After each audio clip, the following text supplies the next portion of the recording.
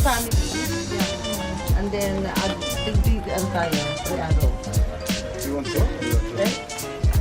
Right? Huh? Family sila. Family sila? Okay, okay. I have one family, 2 adults and 1 kid, and 3 adults. Yeah, so that's hindi ko umabot. 65 para senior dito. Binili nila. Oo. Kasi the family, Don't want it. Okay guys, welcome. Nandito tayo sa Hopewell Rocks. Ito yung sa video lang natin. Hopewell Rocks! shadow, Wala. Teka lang. Ano na? that is, we will just walk.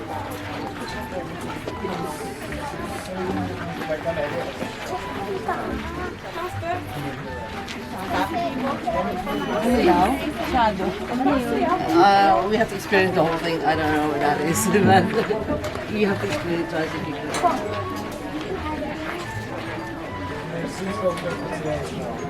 Oh. All right. Bigay another version. Get it. Thank you. Ano yun, ma? Map. It's for today and tomorrow. It's for today and tomorrow. Ano yun? Google mo mamaya yung big fan din kasi malapit na pala rito. Pwede din daw? Oo. Pumunta doon? Oo naman. Hindi. Bago, iba naman. Ano but that's another experience. Bay of Fundy. Yun yung- Parang may kayak-kayak yata. Hindi, yun yung rock forming. We can also, hindi. Iba rin to, iba rin yun. This is the not big fan is the number 1. This is Parang may kids ka.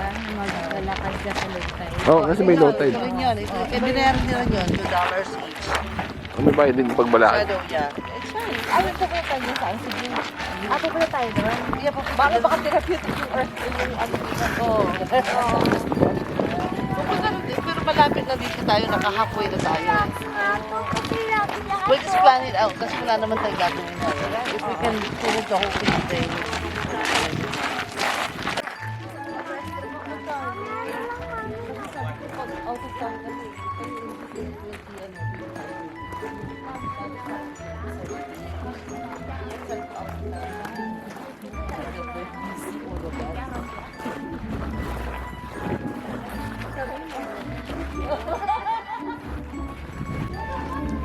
Hopewell Rocks for the...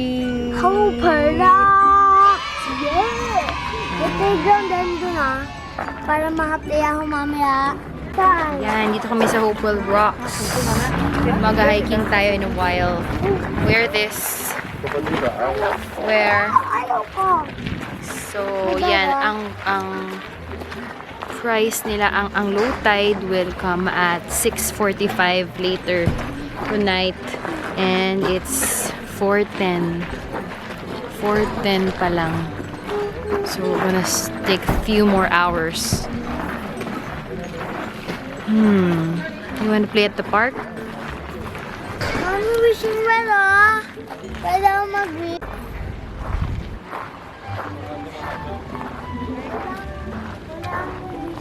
Wala akong mga coins. Ayun sa baba. Baba naman pala eh.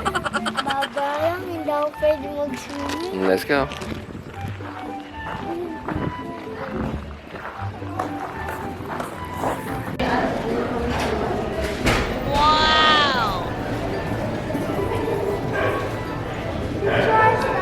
Lang. Wait lang, natin.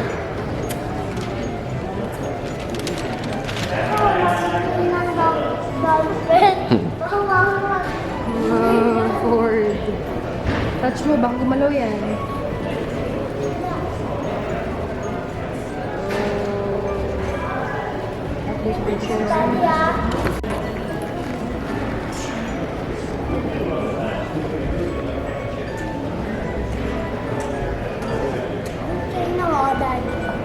What's that?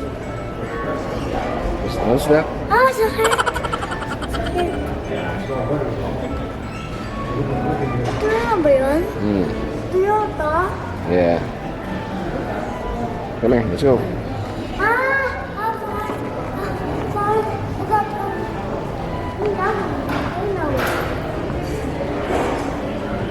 Mami, picture tayo dito Mami, picture.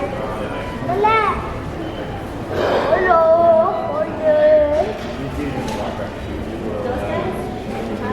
Wow. Hello. Uy, natanggal. Hindi ako pa yan, hindi ko rin ano yan. Mag-video to, picture lang.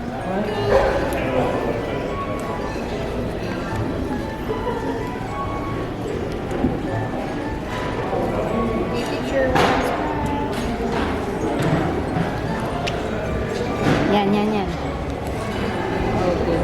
Uy, nagagalaw. Alis na ako dyan. Nagagalaw siya. Uy, ito ni Mami.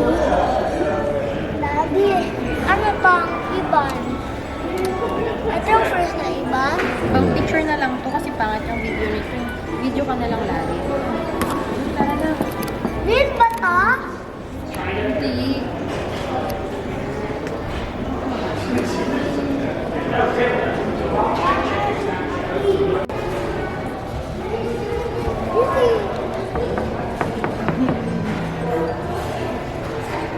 Ano to, Mami? Ano to?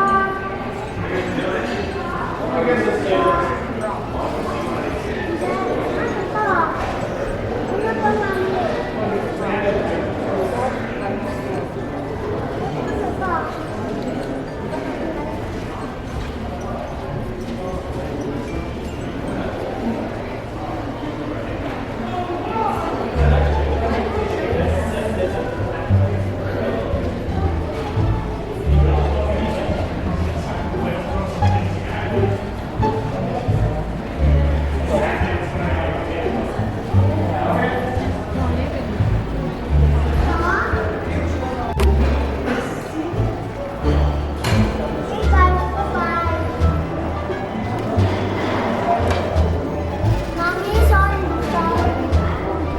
Mami! Hmm?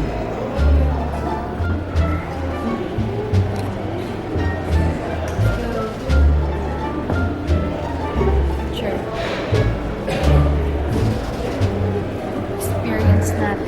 Experience natin yung Hopewell Rocks dito sa saan ba to? Dito sa Hopewell Rocks.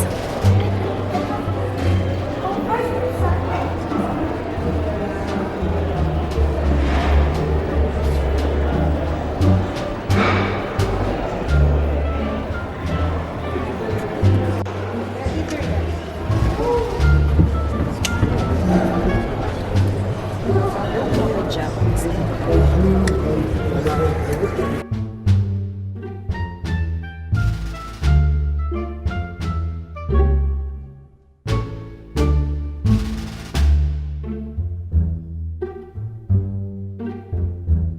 Pasok. Yeah. Hawakan mo, may back for Let's go. Let's go hiking pala to. I'm not prepared. Naka-shorts ako kung hindi.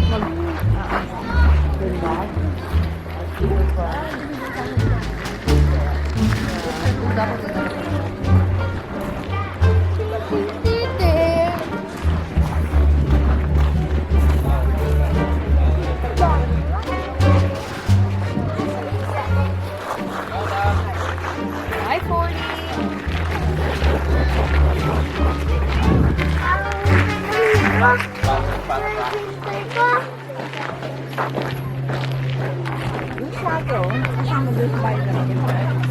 Yeah, shuttle. Yeah.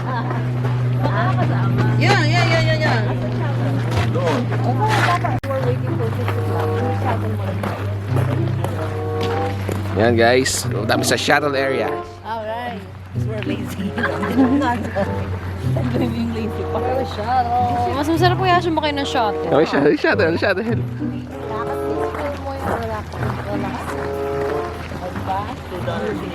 May bayad. We have shuttle. Okay.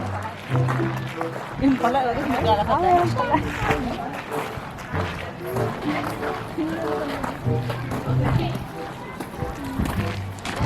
It's only 3 or 4 minutes drive. Ang first time ko Yes, first time po. Yeah. Only a 3 or 4 minute drive. This kind of just saves you the long Yeah. There's 101 stairs you gotta go down. Oh, there's a 101 stairs that we have to go down. That's what it's good that we paid the shuttle.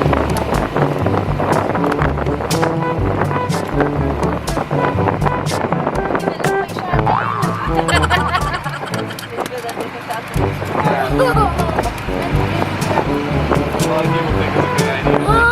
Daddy, watch out, Mom. Watch out, Mom. Watch out, Mom. There's that.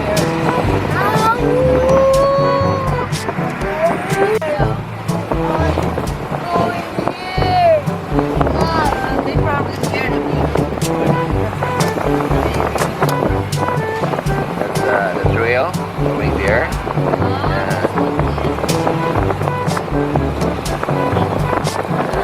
Baba kayo. Labasan ang hub. Yeah. Yeah, Just get 40, picked up on lalabas ang the hubs mo left-hand naman. side. Alright.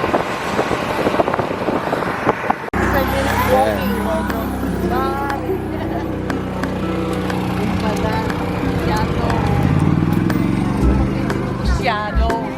Uy, laki niyan. Di ba ka? Oh no, we gotta have Look for the... Basa pala ang sapatos na. Oo, maghuhugas tayo dito. Mamaya.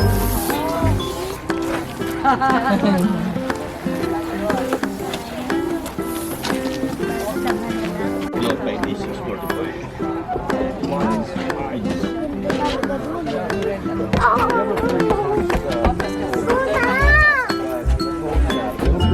Probably breaks it up. So the time will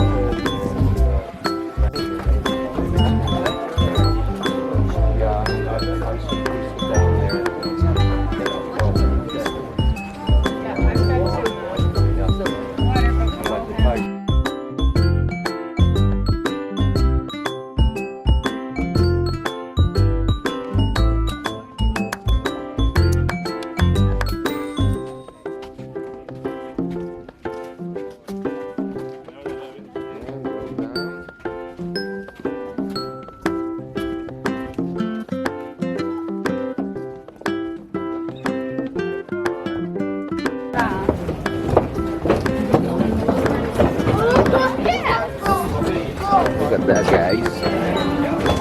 Nice. Yun, guys. So, look at that.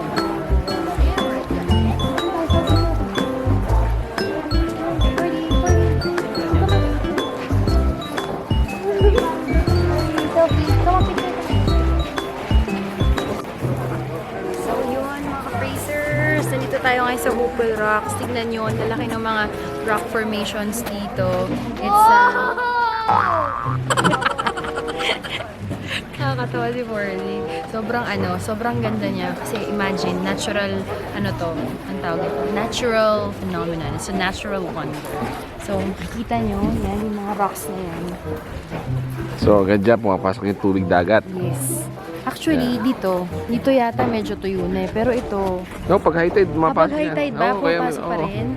Yeah, pag may high tide. So, pag high tide pala, nagiging water din to. Pero, tignan nyo yun, no? Kapag high tide, may mga nagkakayak, tapos may mga nagdudo ng mga water sports dito. Pero ngayon kasi low tide, ang pinaka low tide nila later is at 6 o'clock. So, yan, exciting. Sa picture ko lang siya nakikita, tsaka sa magazine before, and now we're here. Kasama ko pa yung mga pinsan ko. Tara, tingnan natin. Yun pa, magaganda pa.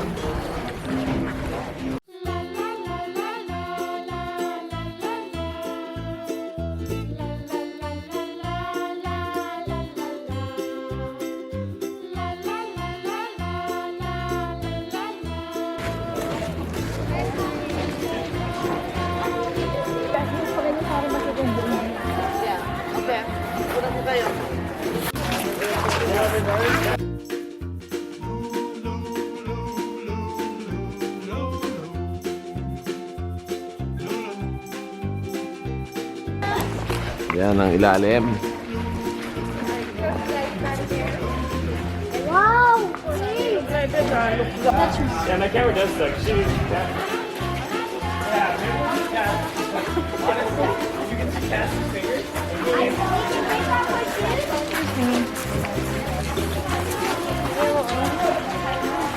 Seaweeds. Ugat yan ng ano. Ano ba ugat ng? Ito tayo, ito tayo. Mami! Ugat na!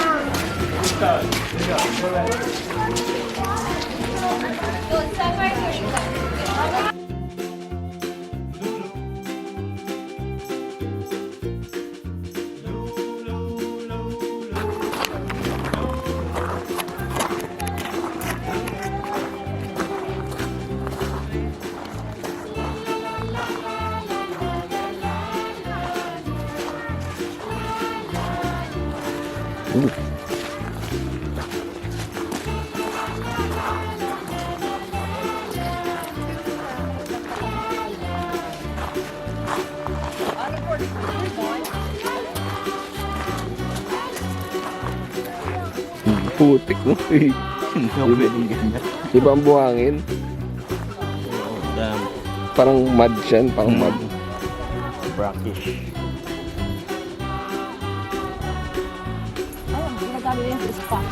Ayan, yung ano, yung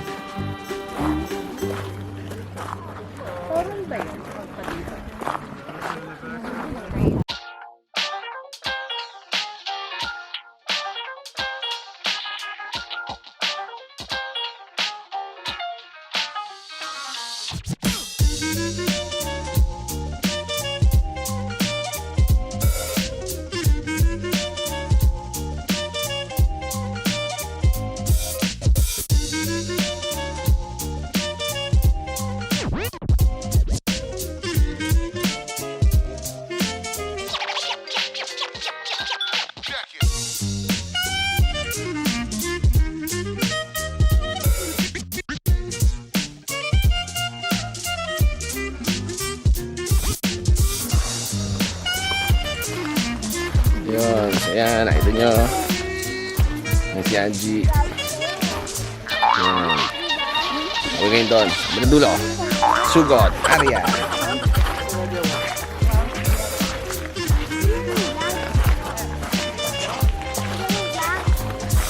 Hinihikim na mga pato. Para dito nakatago ang mga kayamanan.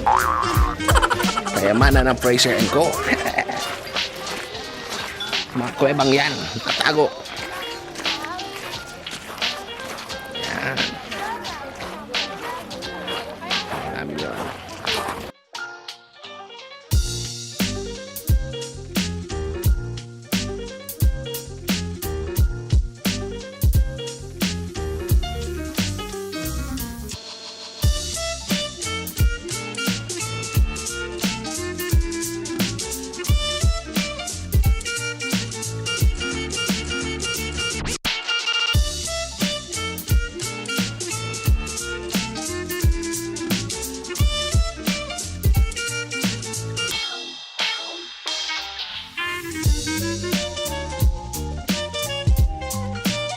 Yan, pasukin natin ang kuweba, mga kaibigan. Dito natin makikita ang ginto. Ano ang mga ginto dito? Ooh! Ward.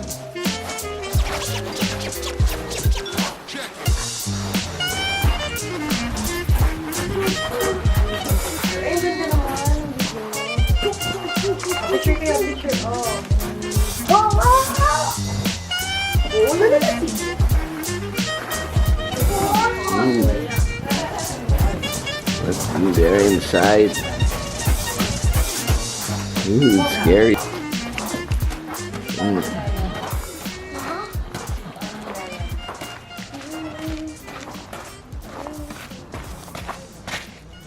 Uy!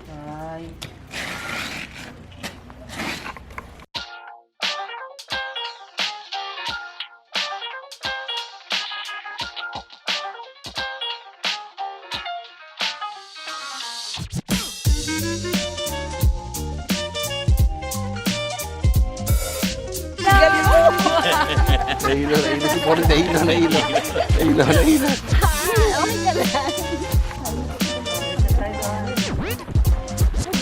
And it's the end of the road, the end of the ito na yung end, kaya balik kami doon, other side.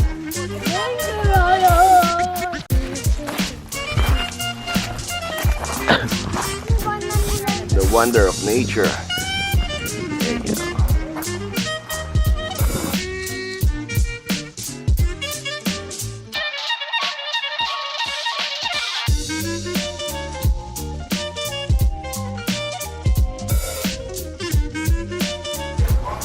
Yung mga ka-bracer, mukhang may tour guide dito. Mga nag-stay siya.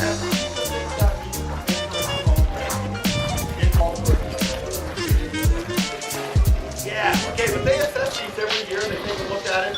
If they see anything that they think is dangerous, they've got big pry bars. They have to pry it loose, check on it, make sure it's not going to fall. Because when a giant boulder falls and crushes a gas, paperwork, it's on forever, it's brutal. No, it's actually never happened. But we take our guest safety very, very seriously.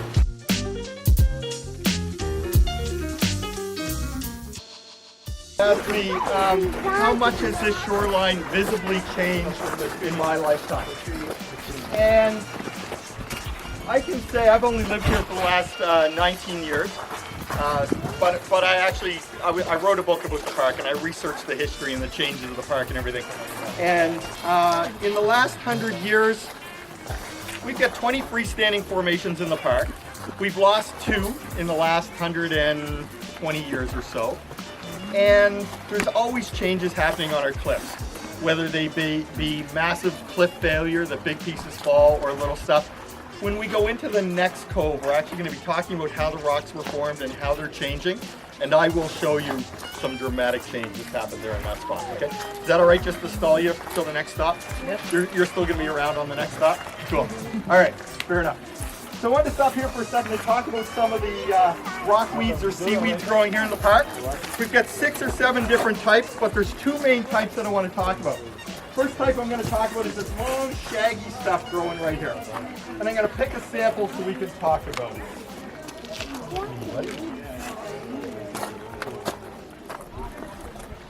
Okay. So the first type we're going to talk about is this one right here. It is called knotted rack. Rack spelled W-R-A-C-K.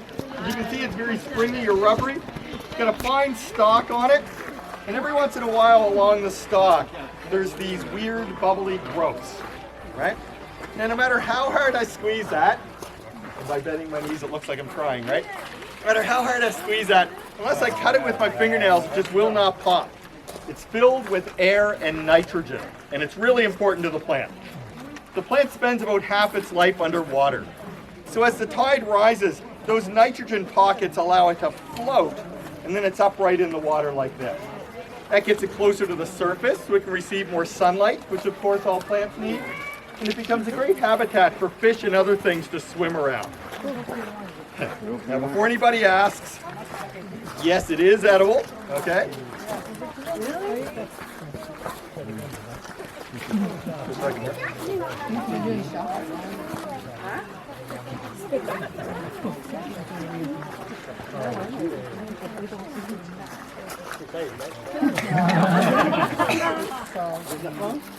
Okay, it is edible, but I don't recommend it.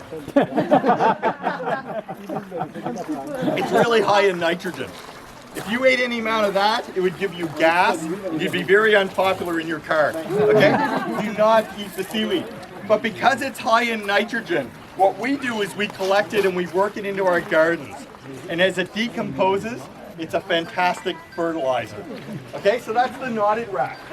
But growing right here with it is something very different. And again, I'm going to pick another sample.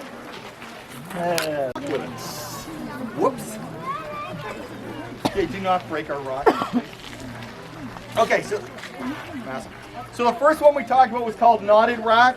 This one here is called bladder rack. A much more appealing name, bladder rack. Instead of being rubbery and springy, it's much more leafy, and the pods on it are super strange. If I flip it over, the pods will be shaped like frog's feet or moose antlers or something, right? Mittens.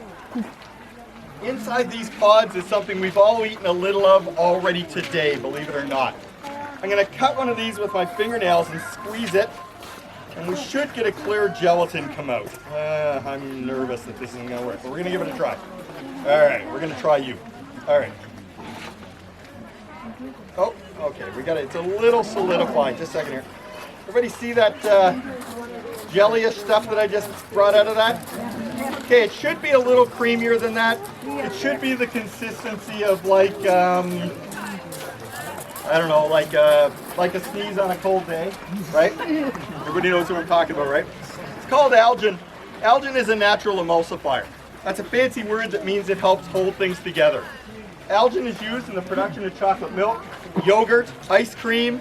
It's in most toothpastes. It's also in a lot of skincare products. It's actually really, really good for your skin. I can tell you for a fact, I've been using it for over 85 years now, and it's very, very good for your skin. Very good for your skin. Okay, maybe not 85 years. We don't harvest it here in the park. It's harvested a bit in Prince Edward Island, and I'm told it's a major export of the Philippines. The algin itself, oh, that's a little better. Yeah. The algin itself has no smell at all, and has just a slightly salty taste. Also kind of like a sneeze now that I think about it. Anyway, we're not going to do that. The knotted rack and bladder rack going right there together. Does anyone have any questions about those? Awesome. Anyone want to try some? No, didn't think so. All right, when you're set, we're going to continue around the corner on our next stop. Try nila to try. Super, Fracer. super rubbery, like hindi mo siya ano. Saka inadala pa sa Philippines, diba? Pero pag fingernails mo ang ipuputokin mo, ayun. Oh, ayaw mag-focus. Ay, may ano yun, jelly. Oy, ito yata yung may gel, yung parang frog-like. Ayun, parang frog. Tingnan mo, yun. Parang paanang frog. Kaya pag tinawag na, ano tawag dyan? Frog, yung nitrogen, good yan. Yan, tinawag na frog. Tanggalin natin. Ito yung may puno ng nitrogen. Ito daw, kinain niya kanina, parang sipod. Sipod. Ano lang, pangit. Yan yung in-export pa from to the Export daw Philippines. sa Philippines. Ano Ginagawang tawag? Colgate.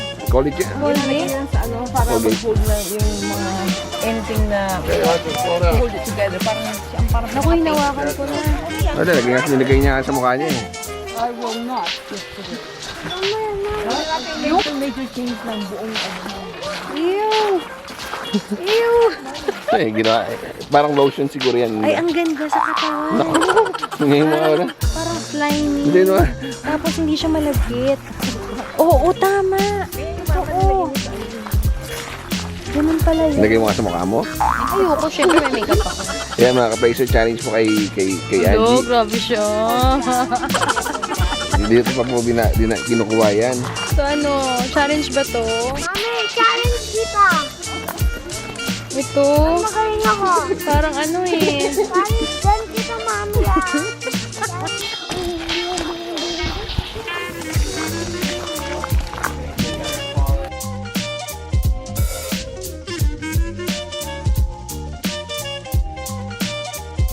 It's a very slow process. So the tides come in and they slowly make the narrowest part of them, or the stems of them, more and more narrow, right? For instance, this one here, we call it the Sentinel. We expect him probably to be one of the next ones to fall. It's getting very thin in the neck. I've got a comparison photograph from the 1940s that we've reenacted in 2010, and it's lost, a 1.5 foot in its width over the last 70 years. So we think that is going to go probably in the next 50 or 60 years, or tomorrow, okay? Like seriously, it is that unpredictable, but probably not tomorrow. Probably more like 50 or 60 years from now.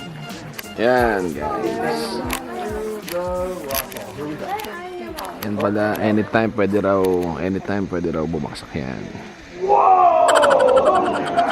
Okay, you guys are actually better over there. You gave me warning, and they're still better. This rock right here, this was his forehead. This was up on top. Picture how that shakes apart when a rock this size lands on the beach. How crazy is that, right? Would have been somewhere else in the bay. And on a really, really cold winter, ice would have formed around it. It's like a face. I assure you it can. In 2015, we had a really Galing, sino nag-dikit yan? Sino nag-dikit yan? Wag galaw mo. Ang tamaan mo. Wow, galing.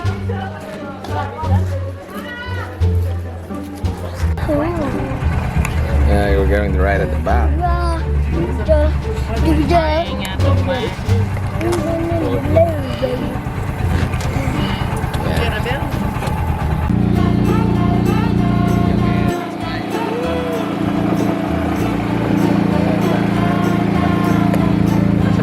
Sa magnetic mountain kami, magnetic mountain.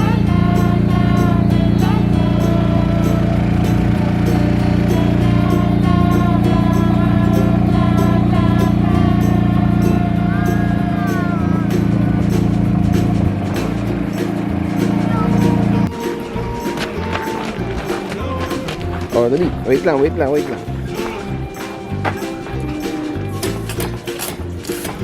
lagyan mo yung papo. Oh, roll mo yung ano mo. Forward. Dito mo.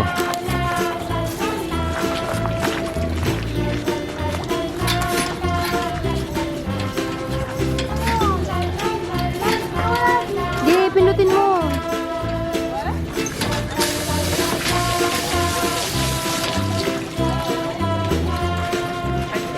So you're not going up there.